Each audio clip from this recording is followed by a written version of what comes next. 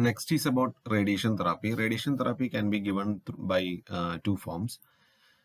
In this, antibodies can be selected and it can be tagged with radioactive isotopes, and by the route intravenous or intra-arterial injection, it is being injected into the body. So it will only act over the specific tumor cells, that is the antigens. Other way is percutaneous placement of high intensity source. This is nothing but internal radiation therapy, brachytherapy. So internal brachytherapy can be given. And about chemotherapy, chemotherapy is not effective, but a commonly used combinative drug is gemcitabine, oxaliplatin, cisplatin, doxorubicin, 5-fluorouracil. And other treatment is percutaneous biliary drainage or transhepatic drainage, commonly termed as biliary drainage. This is nothing but when the biliary drainage is blocked due to any of the tumor like liver tumor, pancreatic or bile duct tumor. Accumulation of bile will occur in the body. So to relieve that obstruction, we can insert a catheter percutaneously through the abdominal wall, and one end of the catheter will be inside, it will go through the duct and to the duodenum, and it will be kept there. The other end, the main end, will be externally placed with the drainage bag. So whatever the bile is draining through the duct will enter into the tube, and it will go back to the drainage bag. I will give the video link so you will understand better. So hence the obstruction can be relieved. Sometimes obstruction will naturally relieve by this. Otherwise, the accumulation of the bile can be diminished. Main uses: it will help to re-establish biliary drainage, relieve pressure and pain from the buildup of bile behind the obstruction, and decrease the signs and symptoms related to increased buildup of bile like pruritus, jaundice as well as fever.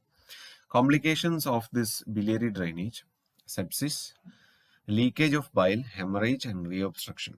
It is an invasive procedure, so signs and complications is mainly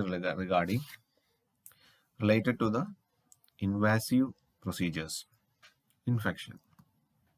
Immunotherapy: pembrolizumab, otherwise nivolumab.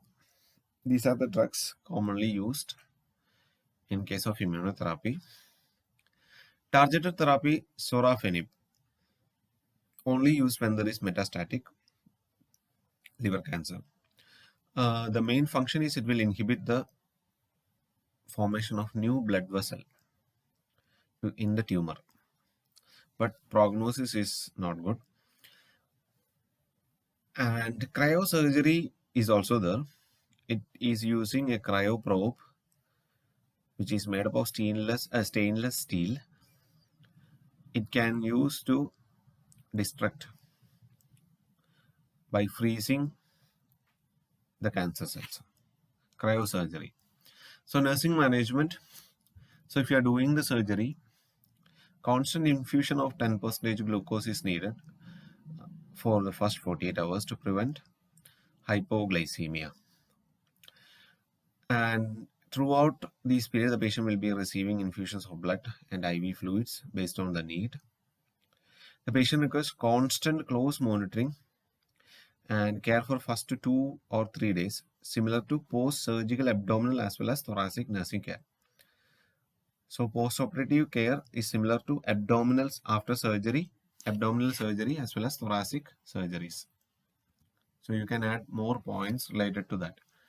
So the patient undergoing cryosurgery is monitored closely for hypothermia, hemorrhage, bile leak.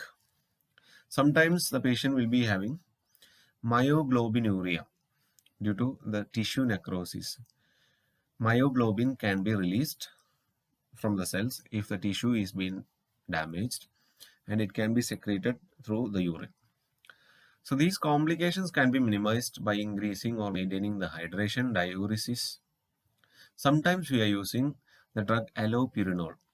So it is telling that it will bind to the abnormal, unwanted matters, and it will excrete through the urine.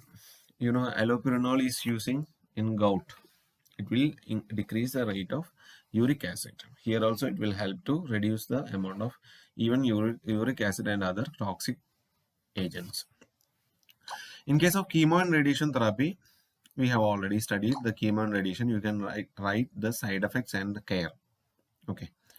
So if the question is coming, the care of a patient after a care of a patient with liver cancer, you have to keep in mind about the surgeries and the procedures which the patient is undergoing, and based on that, heading by heading, you have to write the care.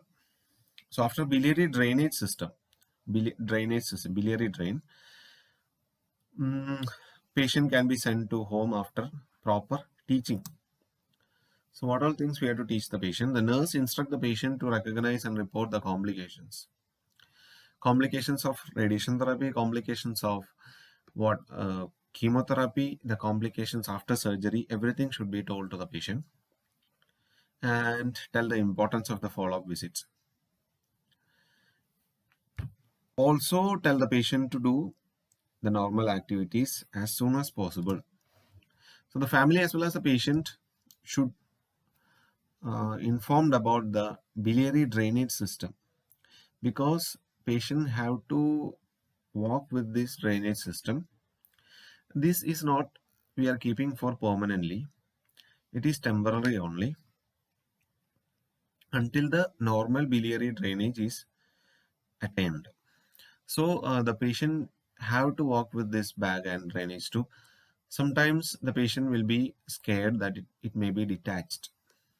So all those things should be informed. It should be properly taped. Okay. About the irrigation or cleaning, mainly the cleaning of the incision site. 2 times the patient have to clean the site with alcohol swab. And irrigation. About the irrigation also we have to inform. Sterile normal saline can be used to irrigate if the patient is properly irrigating. The catheter will be patent. Otherwise, there is chance for the clogging of catheter. So the patient and caregivers are taught a proper technique to avoid introducing bacteria into the biliary system or catheter during irrigation. Okay, similar to any of the invasive procedure, even an IV. How to prevent what? Infection. So they are instructed to not to aspirate or draw back on the syringe during irrigation. So while irrigating, they should not aspirate or draw back. So what will happen is one end of the tube or catheter is placed in the duodenum. So the duodenal contents will come back and it will enter into the biliary system. So that can irritate and problem will increase. The patient and caregivers are also instructed about the signs of complications and are encouraged to notify the nurse or physician if problems or questions arises. And preventive measure, how can we prevent? We know the causes, so we should avoid all those causes maximum. Preventing viral hepatitis and cirrhosis. If alcohol addicted, discontinue or the measures to discontinue. Reduce exposure to harmful chemicals, radiations. Screen the risk patients based on the causes. AFP and CT, MRI or ultrasound should be done every 6 to 12 months for this risk patients. So that is all about liver cancer, and this is for reading. So you have to read and understand the TNM and TNM classification. T for tumor, regional lymph